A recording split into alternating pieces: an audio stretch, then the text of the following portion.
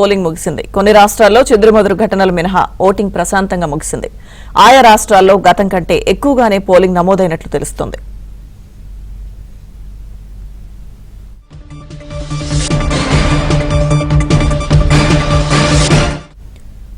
మొదటి విడతలో 21 రాష్ట్రాలు కేంద్రపాలిత ప్రాంతాల్లోని 102 స్థానాల్లో ఓటర్లు తమ ఓటు హక్కును వినియోగించుకున్నారు.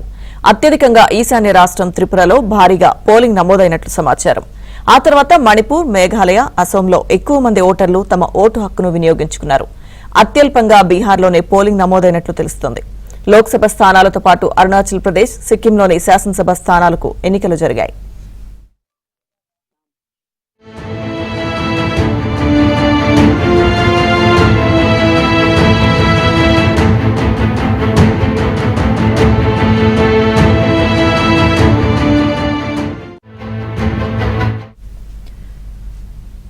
ఇక దేశవ్యాప్తంగా తొలి విడత ఎన్నికల పోలింగ్ ముగిసింది. పూర్తి అప్డేట్స్ అందించడానికి మా ప్రతినిధులు సిద్ధంగా ఉన్నారు. ఢిల్లీ నుంచి మా ప్రతినిధి సతీష్, అలాగే చెన్నై నుంచి మా ప్రతినిధి సిరి మనకు అందుబాటులో ఉన్నారు. ముందుగా సతీష్ తో మాట్లాడదాం.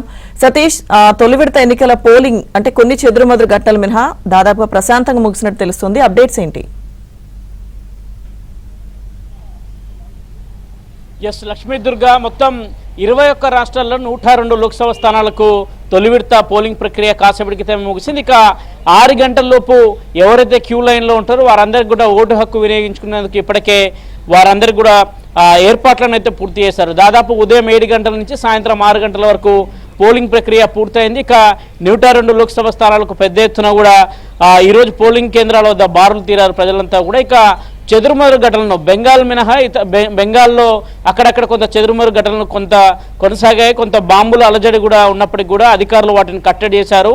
ఇరు వర్గాల మధ్య జరిగిన దాడులను సైతం కూడా పోలీసులు అడ్డుకొని వారందరిపైన కూడా చర్యలు చేపట్టారు. ఇక దాదాపు 102 లోక్సభ స్థానాల్లో ప్రధానంగా తమిళనాడు విషయానికి వస్తే ఇక తమిళనాడులో మొత్తం 39 లోక్సభ స్థానాలకు ఏకకాలంలో ఎన్నికలు జరిగాయి. మొత్తం 39 లోక్సభ స్థానాల్లో ప్రధానంగా అటు కాంగ్రెస్కు సంబంధించి మాణిక్యం ఠాగూరే కావచ్చు, అదేవిధంగా డిఎంకేకి సంబంధించి కనిమొళి కావచ్చు, మరోవైపు పార్టీకి సంబంధించిన సీనియర్ నేతలతో పాటు తెలంగాణ గవర్నర్గా పనిచేసిన తమిళిసై సౌందరరాజన్ సైతం కూడా ఆమె కూడా పోటీలో ఉన్నారు. మరోవైపు కోయంబత్తూరు నుంచి బీజేపీ రాష్ట్ర అధ్యక్షుడిగా ఉన్న అన్నమలై సైతం కూడా పోటీలో ఉన్నారు. అక్కడ నియోజకవర్గంలో పెద్ద ఎత్తున కూడా ఈరోజు పోలింగ్ జరిగింది. ఇక నార్త్ ఇండియాకు వచ్చిన నార్త్ ఇండియాలో చూసుకుంటే కాక కూడా అటువైపు రాజస్థాన్ కావచ్చు, అదేవిధంగా పుదుచ్చేరి కావచ్చు, మిజోరాము, జమ్మూ కాశ్మీరు, అదేవిధంగా అండమాన్ నికోబార్ కావచ్చు, మరోవైపు ఉత్తరప్రదేశ్, నాగాలాండ్, సిక్కిం, మేఘాలయ, మణిపూరు, అదేవిధంగా మహారాష్ట్ర కావచ్చు, ఈ రాష్ట్రాలు కూడా పెద్ద ఎత్తున కూడా పోలింగ్ ప్రక్రియ జరిగింది. కాసేపటి క్రితమే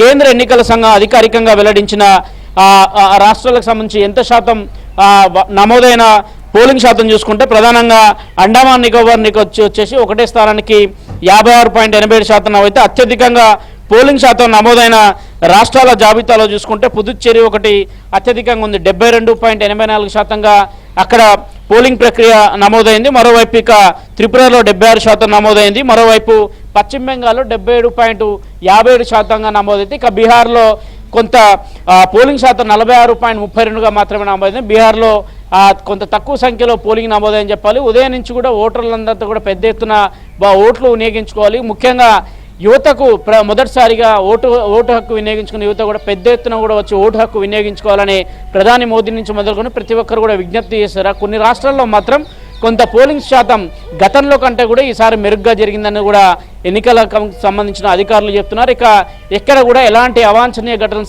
చోటు చేసుకోకుండా ఎన్నికలు సజావుగా నిర్వహించారు. 102 లోక్సభ స్థానాలకు జరిగిన ఎన్నికలకు సంబంధించిన అంశంలో ఇప్పటికే వాటన్నిటిని కూడా ఇప్పటివరకు 6 గంటల వరకు కూడా ఎవరైతే క్యూ లైన్లో ఉంటారో వారు ఓటు హక్కు వినియోగించుకునేందుకు అధికారులు వారికి అనుమతించారు. ఆ ఓటు ఎక్కడైతే క్యూ లైన్లలో ప్రజలు క్యూ లైన్లు వెళ్ళిపోతాయో అనంతరం వాటన్నిటిని కూడా స్ట్రాంగ్ రూమ్లో భద్రపరిచేందుకు ఇప్పటికే అధికారులు సిద్ధమయ్యారని చెప్పాలి. ఇక జూన్ 4వ తేదీ వరకు కూడా వారంతా కూడా ఎన్నికల ఫలితాల కోసం ఎదురు చూడాల్సి ఉంటుంది. మొత్తం 102 లోక్సభ స్థానాల్లో, అదేవిధంగా అరుణాచల్ ప్రదేశ్లో 60 అసెంబ్లీ స్థానాలతో పాటు సిక్కింలో కూడా అసెంబ్లీ స్థానాలకు కూడా ఎన్నికలు జరిగినాయి. అక్కడ కూడా ప్రశాంత వాతావరణంలో ఎన్నికలు జరిగాయి. ప్రజలు పెద్ద ఎత్తున కూడా వచ్చి ఓటు హక్కు వినియోగించుకున్నారు. ఇక రెండో విడతకు సంబంధించిన పోలింగ్ కూడా త్వరలోనే ఉండబోతుంది. ఇక ప్రధానంగా మొదటి విడతకు సంబంధించిన ప్రక్రియ మాత్రం ఈరోజు పూర్తయింది. లక్ష్మీ దుర్గా.